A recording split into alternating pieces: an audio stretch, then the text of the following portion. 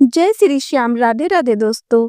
हस्तिनापुर और इंद्रप्रस्थ के महापुरुषों को राजकुल में पले बड़े होने की वजह से अहंकार होना तो जरूरी था। किसी को बल का तो किसी को श्रेष्ठ युद्धवीर होने का घमंड था, किसी को रूप का तो किसी को छल में महारत था। यानी अहंकार हर किसी में जरूर था। इस तरह अर्जुन के बारे में कहा जाता है कि उनको अपने श्रेष्ठ धनुर्धर होने का गर्व था, लेकिन हर कोई इस बात से अनजान है कि उनको एक और बात का घमंड था। अर्जुन को ये अहंकार था कि ब्रह्मांड में सिर्फ वही श्री कृष्ण के सबसे परम भक्त हैं। श्री कृष्ण अर्जुन के इस अहंकार से भली भांति परिचित थे, इसीलिए उन्होंने अर्जुन का घमंड तोड़ने का निश्चय किया और अर्जुन को अपने साथ टहलने के लिए ले गए। टहलते टहलते उनकी नजर एक गरीब ब्राह्मण पर जाती है जो सूखी घास खा रहा था और उसकी कमर पर तलवार लटकी हुई थी।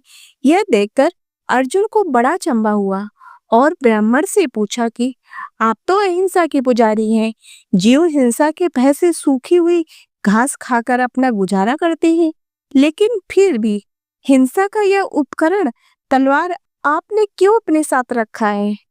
अर्जुन के सवाल पर ब्राह्मण ने जवाब दिया कि मैं उन लोगों को दंडित करना चाहता हूँ।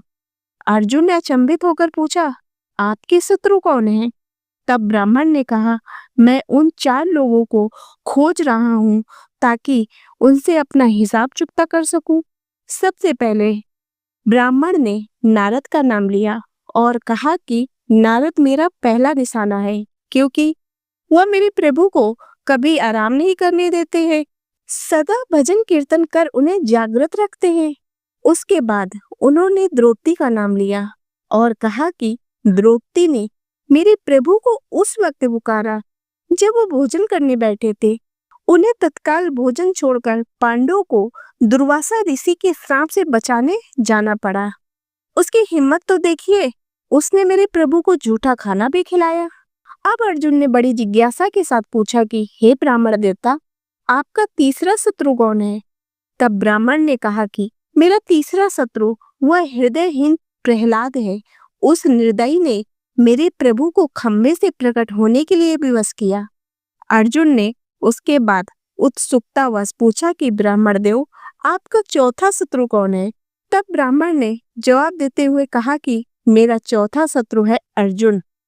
अर्जुन ने धृष्टता का परिचय देते हुए मेरे प्रभु को युद्ध में अपना सारथी ही बना लिया। उसको भगवान के कष्ट का जरा भी ज्ञान नहीं रहा। ये कहते हुए उस गरीब ब्राह्मण की आंखों से झरझर आंसू झलक पड़े। ब्राह्मण का जवाब सुनते ही अर्जुन के सिर से कृष्ण भक्ति का घमंड हमेशा के लिए उतर गया। उसने कृष्ण से क्षमा मांगते हुए कहा कि प्रभु, ब्रह्मांड में आपके अनगिनत भक्त हैं, इन सभी के सामने मैं तो कुछ भी नहीं हूँ। इस कहानी का सार ये है कि घमंड करने से पहले ये बात सोच लेना चाहिए कि जिस चीज पर आप घमंड कर रहे हैं उसमें आपसे आगे कई लोग भी हो सकते हैं। तो दोस्तों, आशा करती हूँ कि आपको ये कहानी पसंद आई होगी।